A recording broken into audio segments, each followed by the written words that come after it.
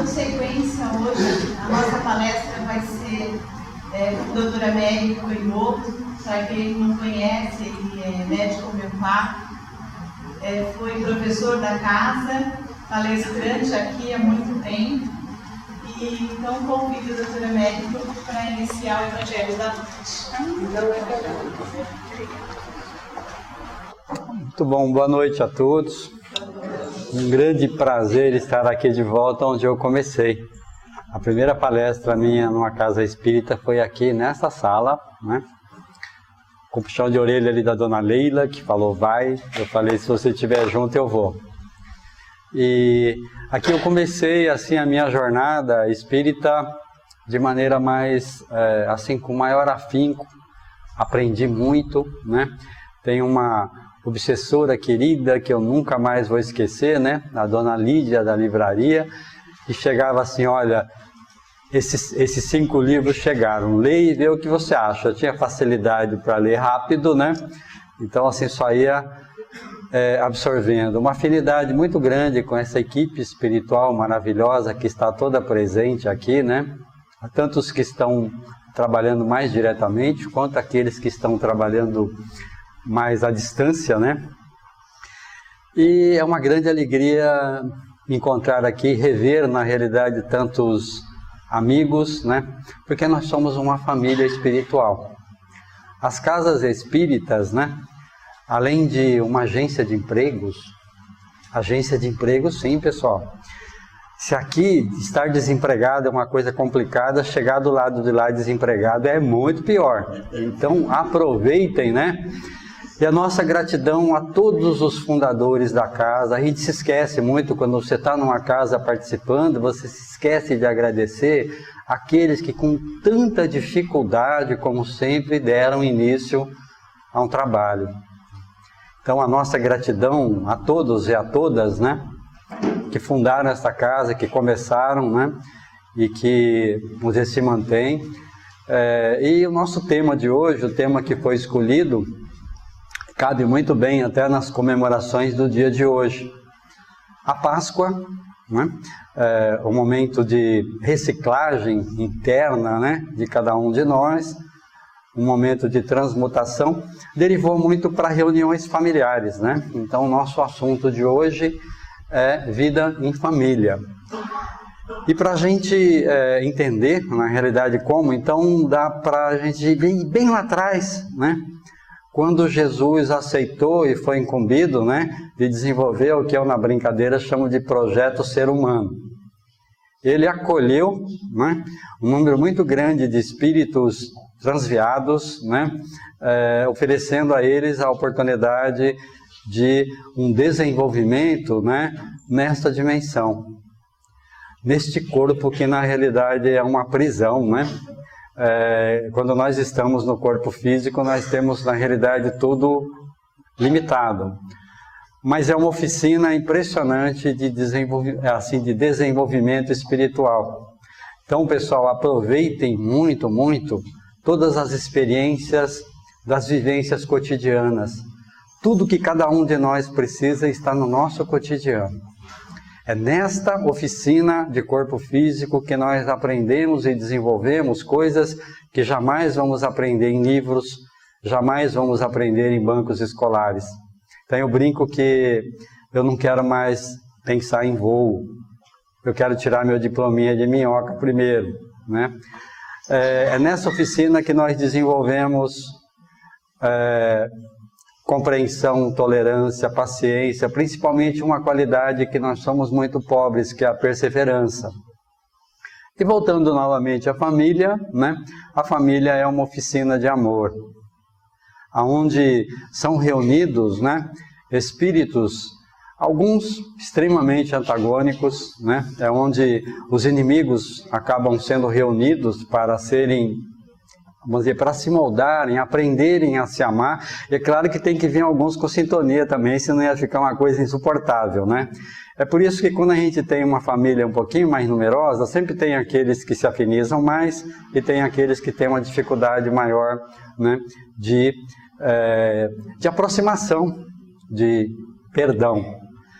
E é maravilhoso o esquecimento do passado, porque senão como é que a gente iria aprender a se amar?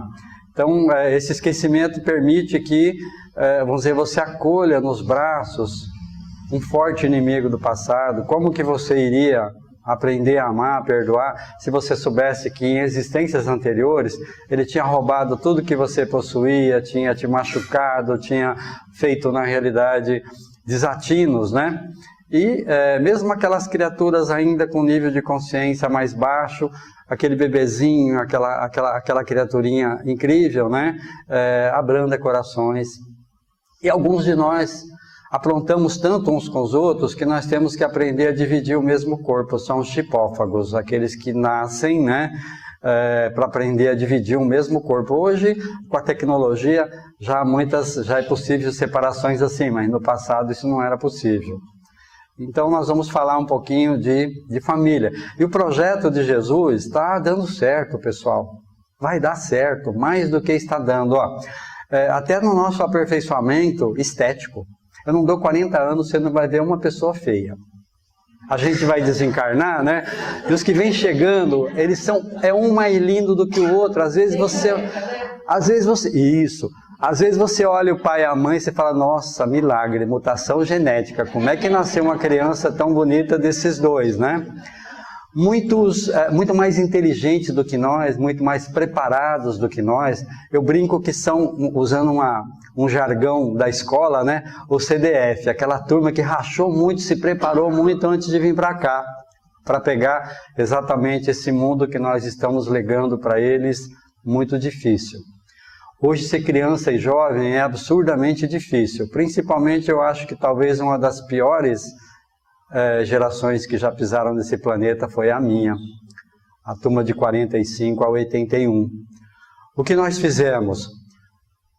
Plastificamos o mundo, poluímos tudo, inventamos o descartável, até as pessoas se tornaram descartáveis, acabamos com a disciplina na educação, idolatramos ao extremo o Deus dinheiro. Hoje a maioria dos nossos problemas envolve a parte monetária.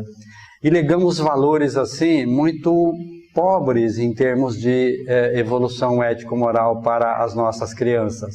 Mesmo nós espíritas, né, criamos os nossos filhos no sistema de neurose, para que eles sejam competitivos, para que eles alcancem os postos mais elevados, né? Infelizmente, mesmo nós espíritas, pouco ensinamos a arte da caridade para os nossos filhos.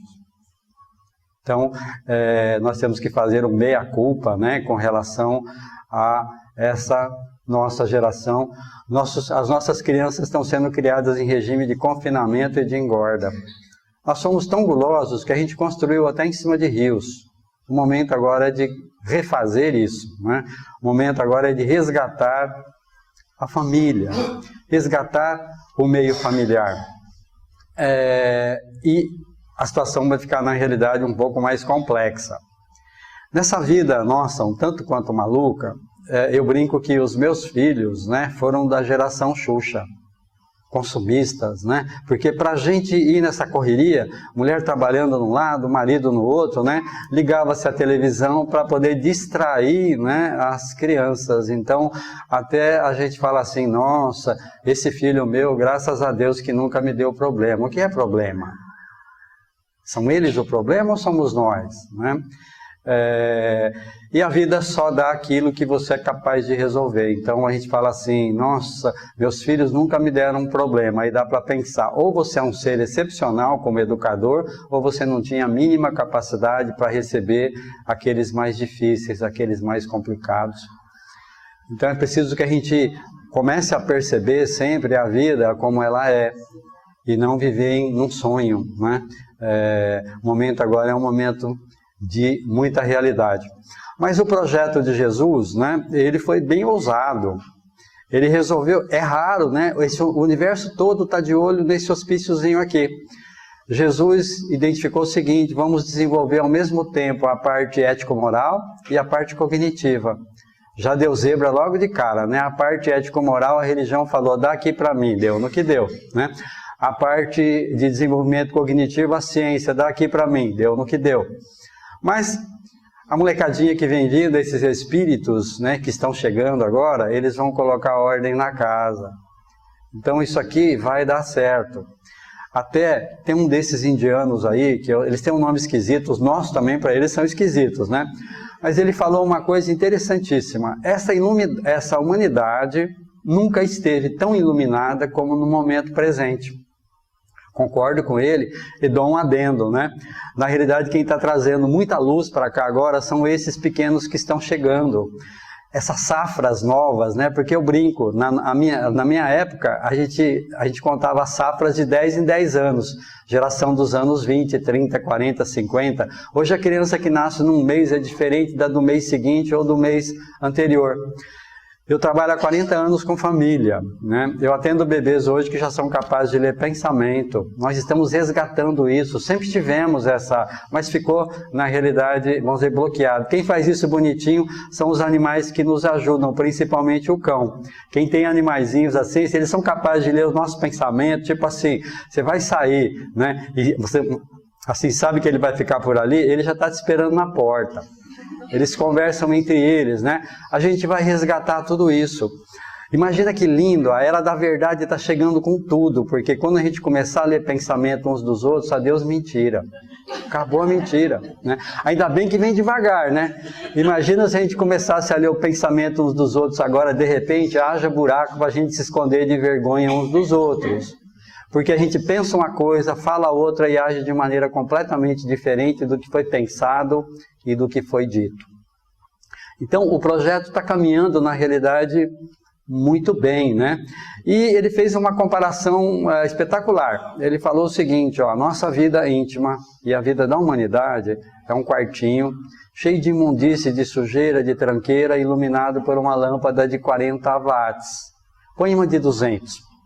É o que está aí agora. As pessoas reclamando que o mundo está feio, que está tudo errado, que está isso, está aquilo. Não, gente.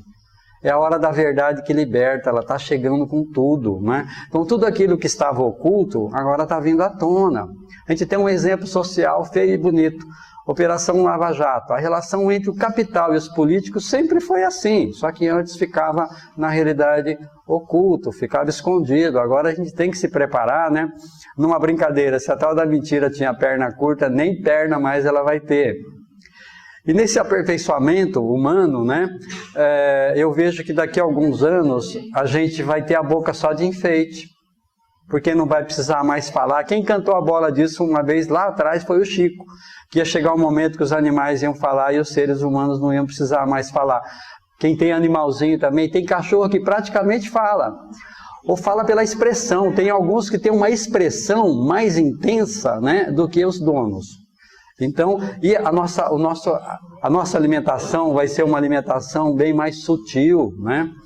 Até, não é julgamento não, mas comecem a observar, vendo uma pessoa comer, dá para você ter uma ideia da evolução espiritual dela, de maneira grosseira e sem julgamento. Tem almas que são ainda tão toscas, tão primitivas, que pode comer até chumbo derretido, nada faz mal.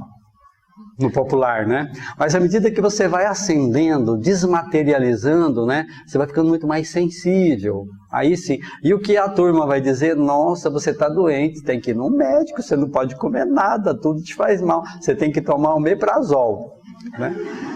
Então, tudo, pessoal, está caminhando de uma maneira acelerada, né? Para um mundo cada vez melhor, para um mundo, mas vai depender de nós. Nós temos que orar muito, vibrar muito, né? Para que nós não tenhamos nenhuma ameaça de guerra nuclear e coisa desse tipo, para que o projeto, né, não tenha qualquer desvio de curso.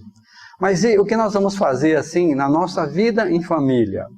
Então é preciso o que seria um ambiente familiar? Dá para a gente separar em duas coisas. Você tem um ambiente físico, né? Até algumas casas, principalmente em quartos de alguns jovens, você quer saber como é umbral? Entra naquele quarto, né? Então, o ambiente físico também denota a qualidade dos espíritos que ali se encontram, também. Mas às vezes tem muito engano, né?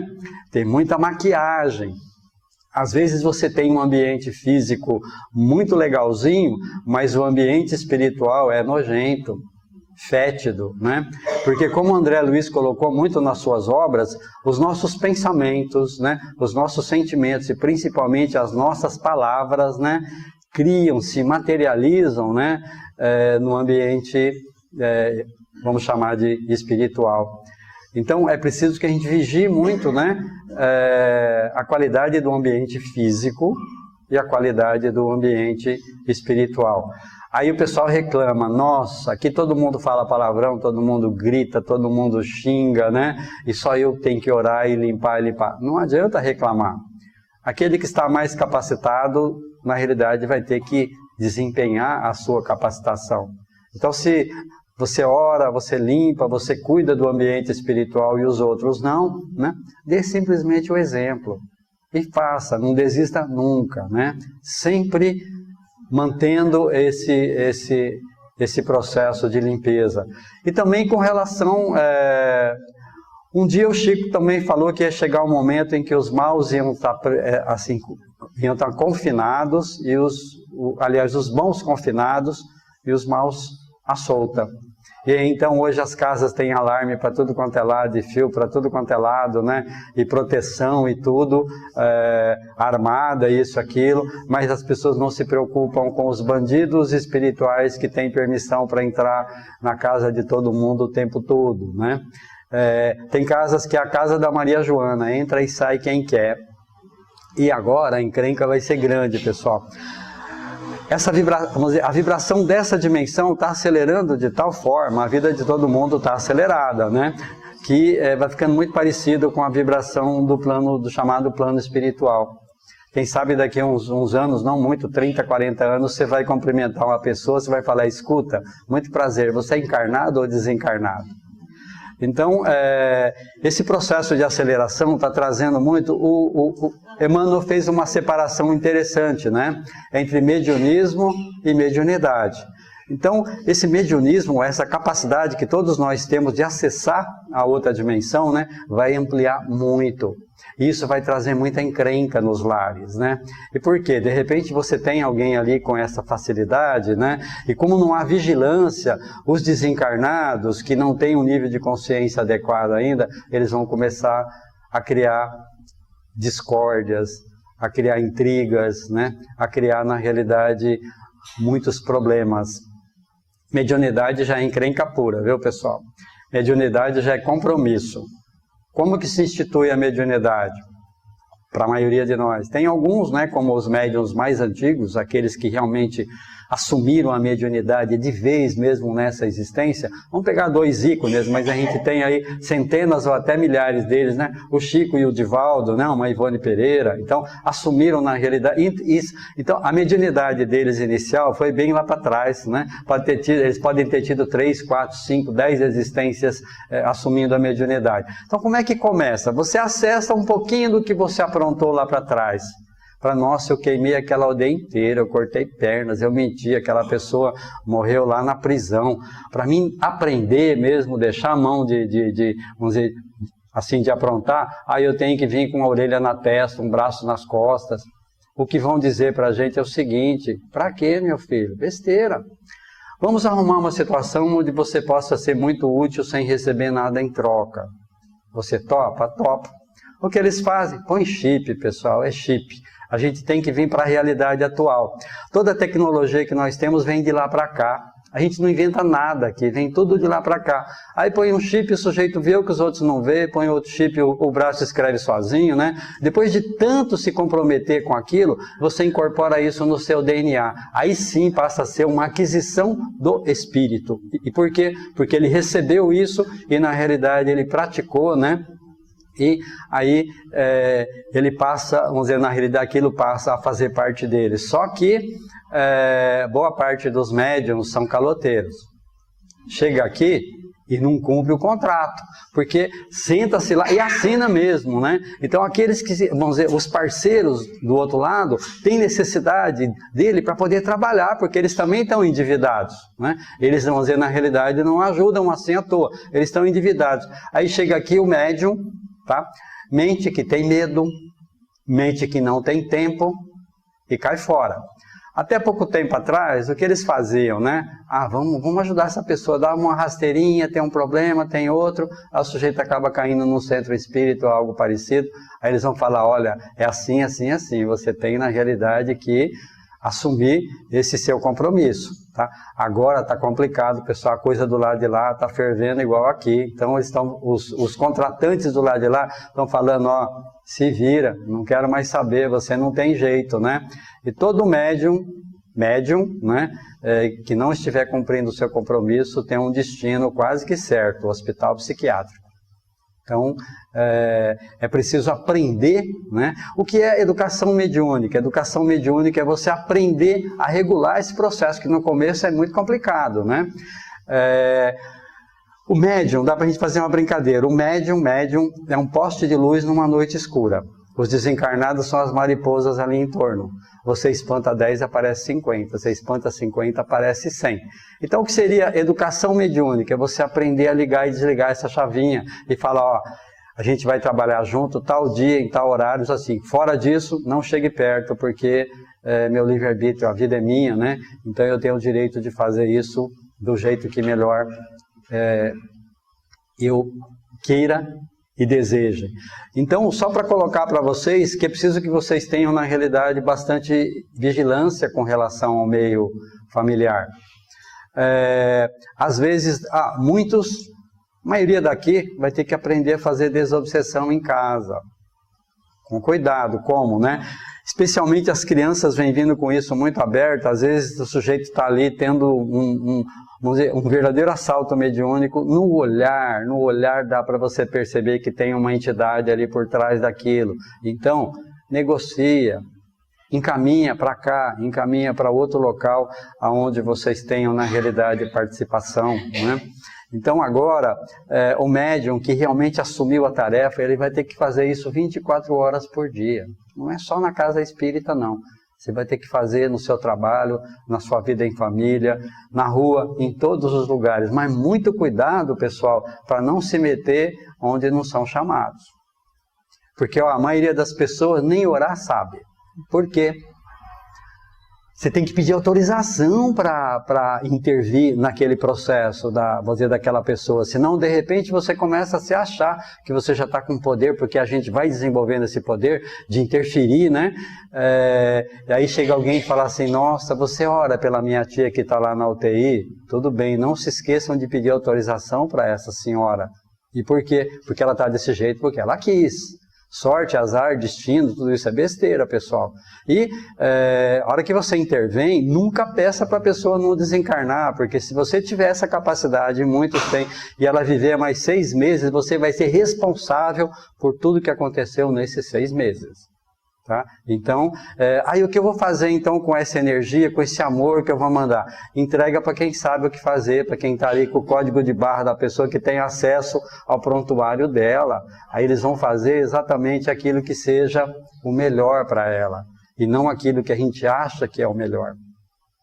Olha o tamanho da encrenca. Eu tenho uma amiga, porque tem alguns, né, que já às vezes estão com dificuldade, se estão falando com encarnado ou com desencarnado. E coitada, ela trabalha no resgate, fica levando gente para o hospital. Outro dia ela estava no hospital, né, e tinha uma pessoa lá com muita dificuldade para desencarnar, e ela intervindo, então, e pedindo, de repente aparece uma entidade para ela, vai cuidar da sua vida que é uma porcaria, não se meta onde não é chamado, esse aí é meu, assim que ele passar para o lado de cá eu levo. Então, pessoal, ó, amor e inteligência não podem andar separados. Então é preciso sempre que você saiba o que você está fazendo, né? Porque a vida sabe. Não tem uma vírgula fora de lugar, só que a gente não pode, né, cruzar os braços e falar, não, está desse jeito porque está esgotando algum karma, alguma coisa. Não, mas é preciso que a gente faça isso sempre com muita inteligência. Inclusive na nossa vida em família, pessoal. Então, falem menos. Ouçam mais. Eles sempre trabalham no simples e fácil, né?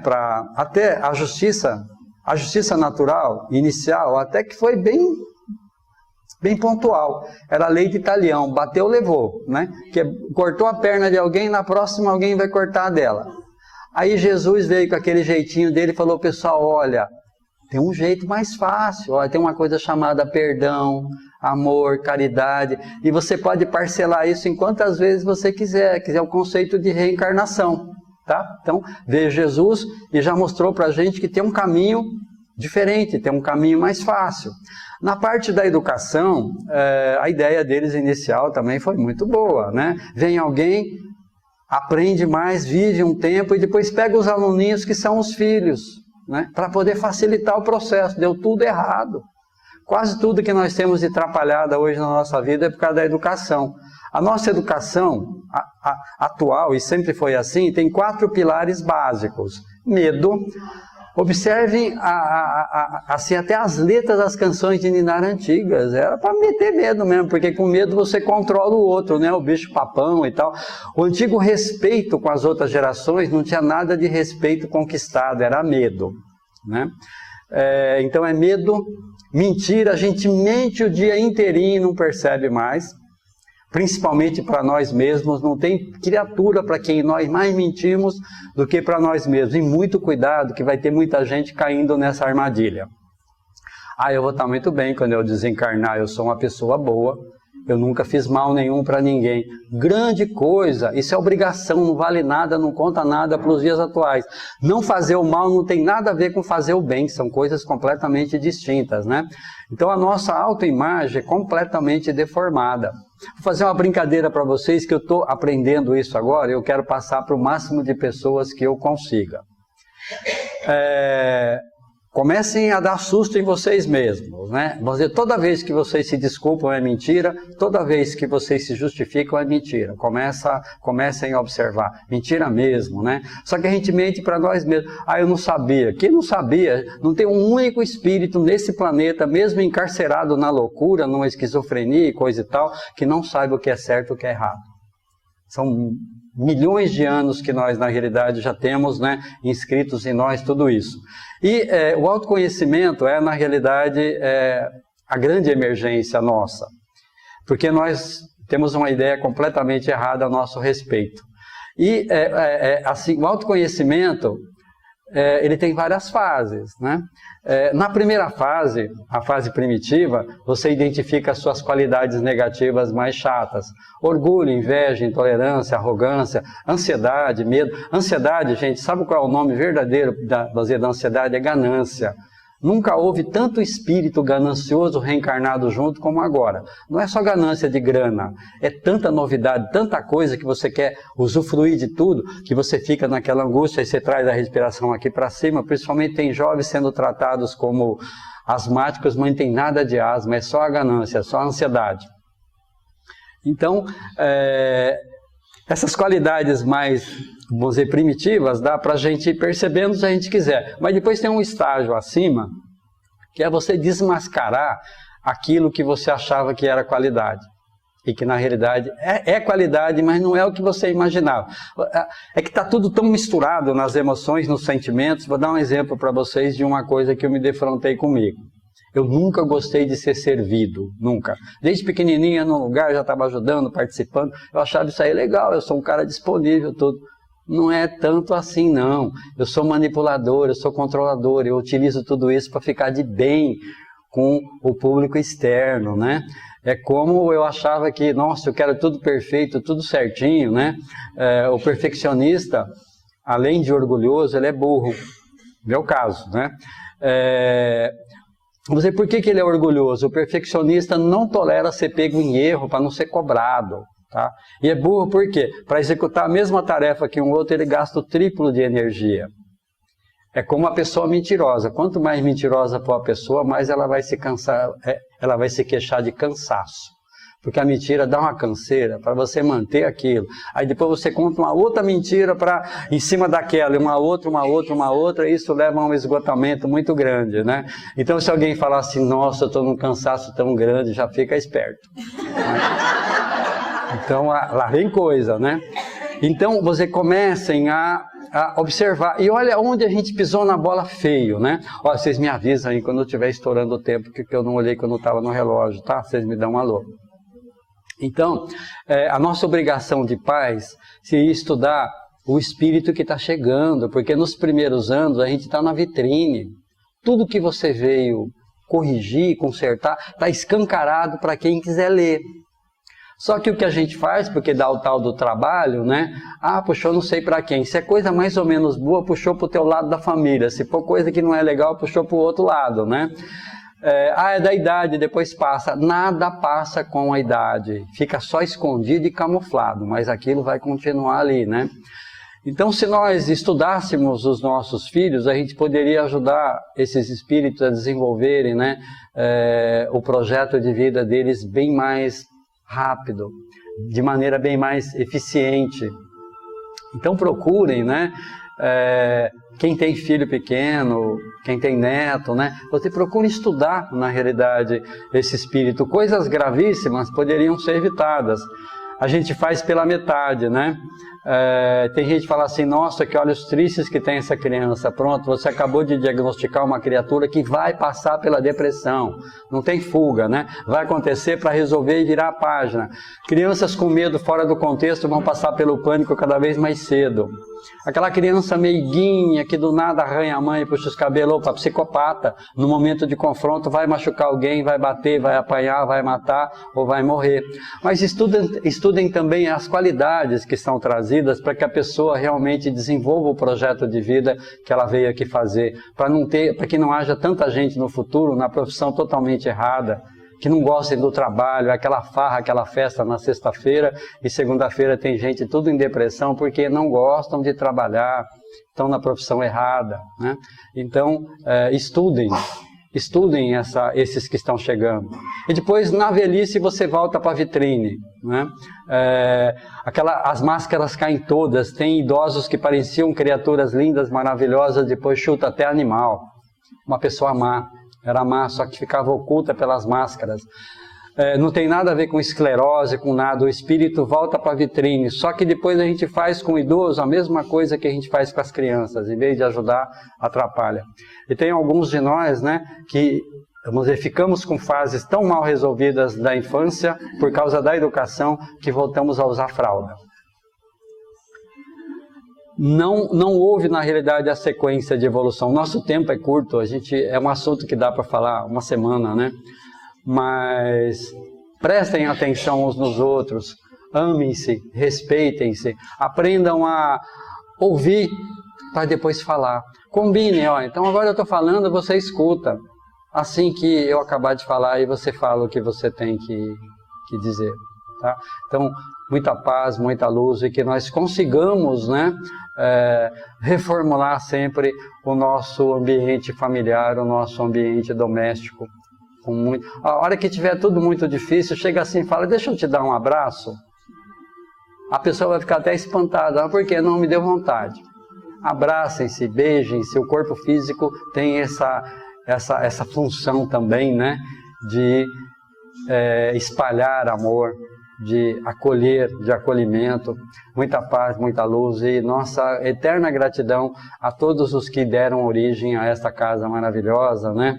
E a nossa gratidão a todos os amigos aqui encarnados e também os que desencarnados que se encontram aqui entre nós agora, né? Que até arrepia de imaginar que alguns que fizeram parte dessa casa se encontrem aqui agora, neste momento, conosco, e estão muito felizes, muito alegres, como nós também. Muita paz, muita luz.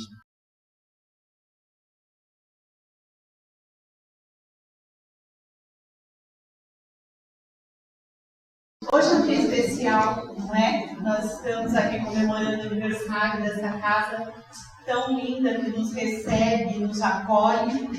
E como todas as vezes, em todas as oportunidades, nós vamos iniciar com uma prece para unir nossos corações. E para isso, eu vou pedir para a nossa colega Gleisi, por favor, para você fazer a prece inicial.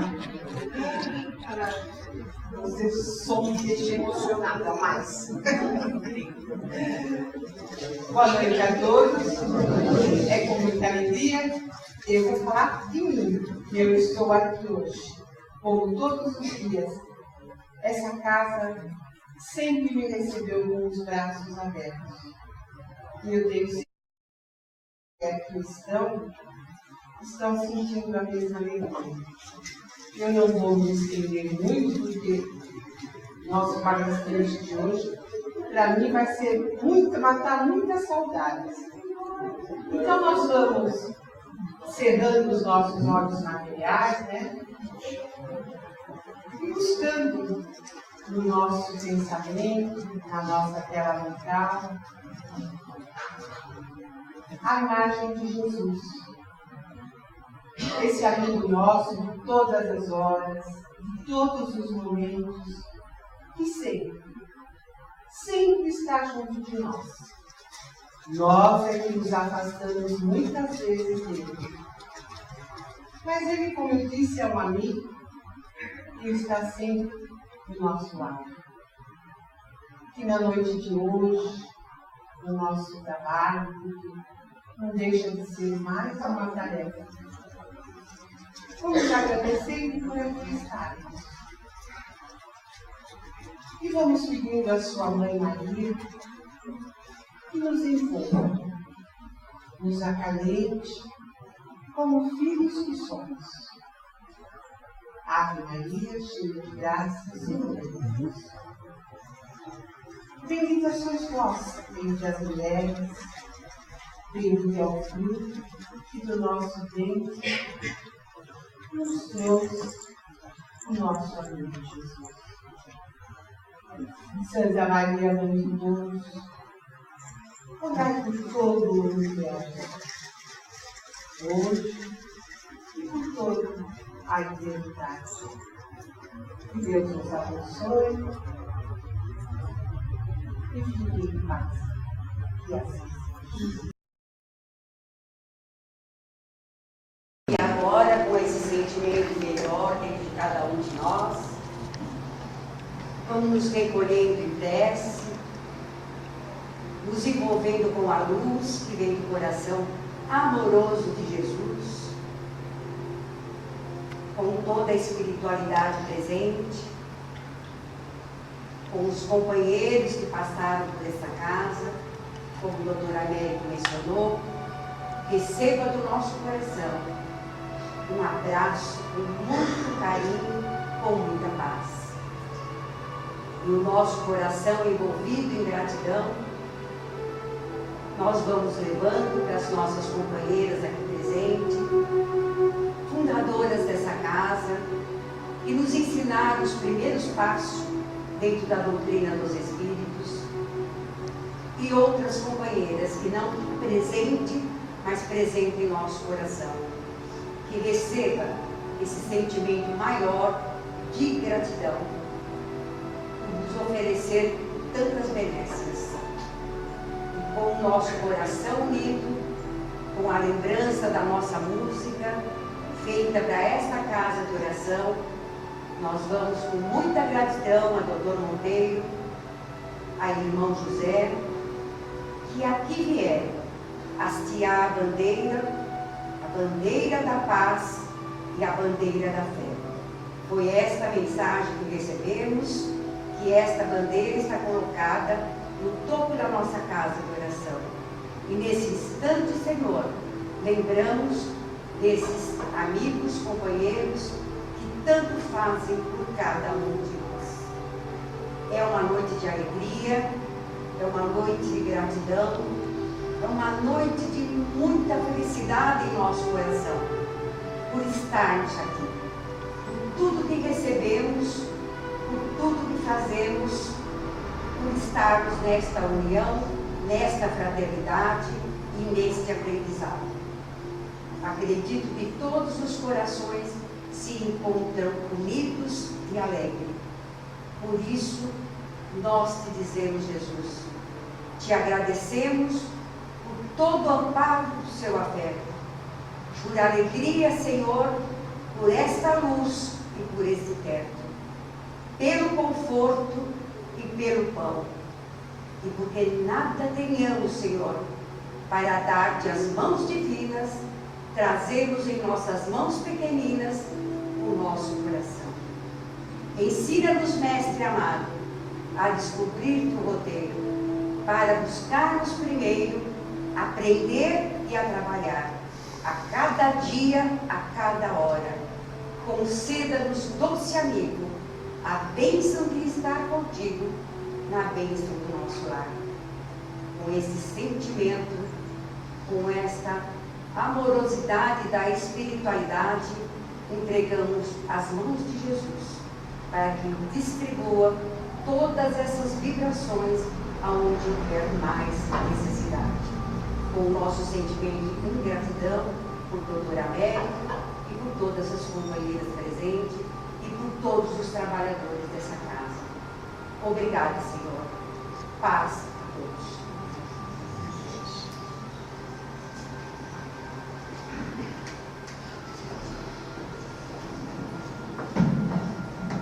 Dando continuidade, eu vou pedir para a Delva, ela subir aqui para fazer as homenagens devidas.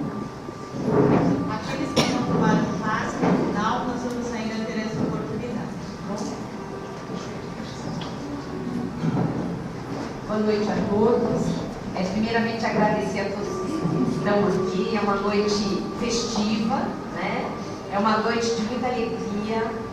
Gedem está ficando jovem, Senhor, 43 anos, ainda tem, como diz a turma, tem muita lenha para queimar, né?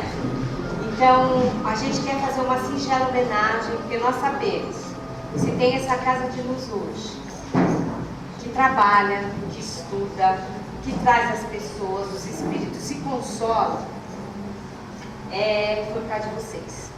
A gente sabe que tem todo o planejamento espiritual, mas se não tiver encarnado, quem tem a coragem, a coisa não encarnou. Então, em nome da família Gedem, porque hoje a gente se considera uma família que eu espero que ainda cresça muito, nós agradecemos a todas vocês que fundaram essa casa. Tempos difíceis, muito diferente do que é hoje, né? Hoje o espiritismo é aceito, é até uma moda, sai em novela, mas há 43 anos atrás a história era outra. Menina, só pra ninguém.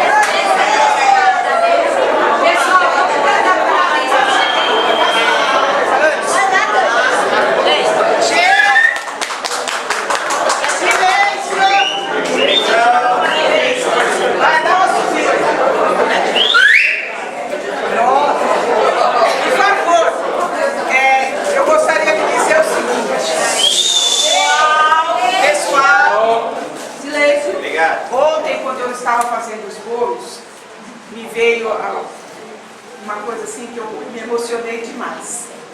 Por isso que eu coloquei essas uvas em cima desse bolo. Porque vocês semearam, jogaram uma sementinha e essa sementinha gerou muitos frutos. Então é isso que eu quero agradecer a todas vocês.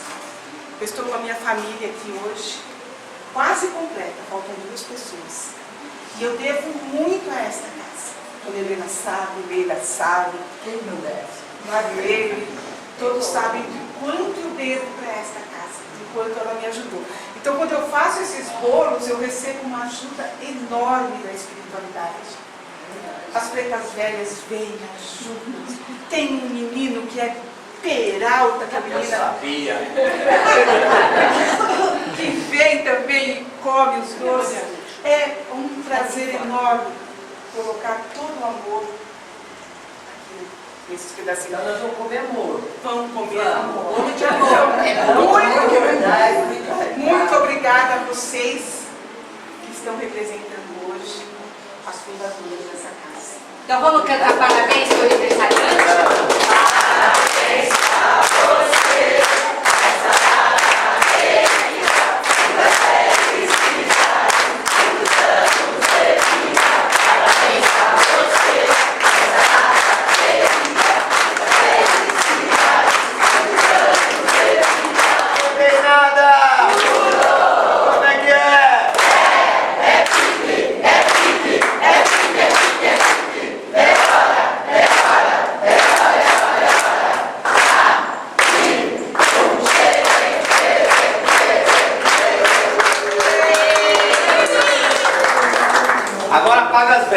isso.